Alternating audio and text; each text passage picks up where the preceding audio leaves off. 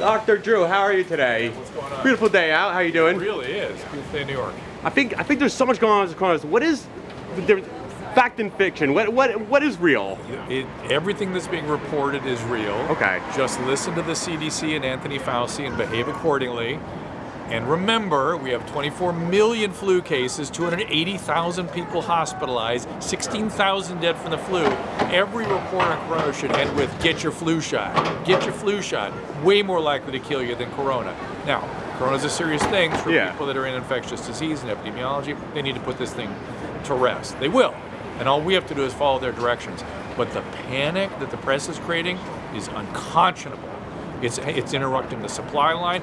Now my elderly patients are having trouble getting their medication because the supply line is interrupted. So the panic is having real results. So settle down, everybody. Follow the CDC's recommendations, and let's get on with things. Get your flu shot. Get your flu shot. It's very, very sad. Like in my town, a Chinese restaurant basically almost closed because they said no one's going there anymore. And this is just one example of going everywhere. Your point is well taken, which is that the panic is having a real world effect on people. People are losing jobs, businesses are closing, supply lines are interrupted, medications are being disrupted because, not of the virus, because of the panic. Take reasonable precautions. Know your risk. Listen to the CDC. That's it. Okay. Stop beyond that. Stop obsessing about it. Wash your hands regularly. We should be doing this all flu season anyway. Anyway, we should. Again, 16,000 dead from the flu. Which should you be more worried about? You're much more likely to die of the flu. Oz, my favorite. How are you?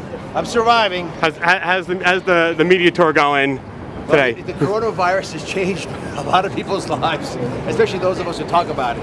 I think the interesting thing about the coronavirus is we're can-do people. We're used to taking charge of things. And I think a lot of folks feel out of sorts that they're just being told to not panic. How do you not panic? What does that look like? The worst thing when you're stressed out is to have nothing to do that might change your predicament. That's how you create hardening of the arteries in animals. So we're basically doing it to a lot of the American population. So we shouldn't panic, or we should panic. We should panic. I'm panicking. The thing you do is to act like we're supposed to on the things we can affect and not worry about the things we can't influence. So can I change how contagious coronavirus is? Not really.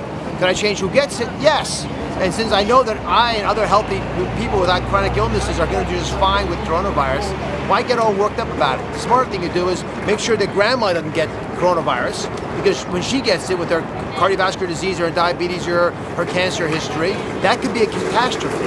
There's too much mass hysteria going on about this. It's crazy. There's huge mass hysteria. I look down here, people wearing masks, and I worry about that because we actually need those masks for people taking care of patients in hospitals. And if you have the wrong kind of mask, it doesn't work anyway. If you have the right kind of mask but don't fit it correctly in your face, or if you have facial hair, it's not going to work anyway. So you're actually taking a resource that the system needs and wasting it. Let's do the opposite. Let's think about what we can do to make sure that it's a little safer today than it was yesterday when it comes to coronavirus.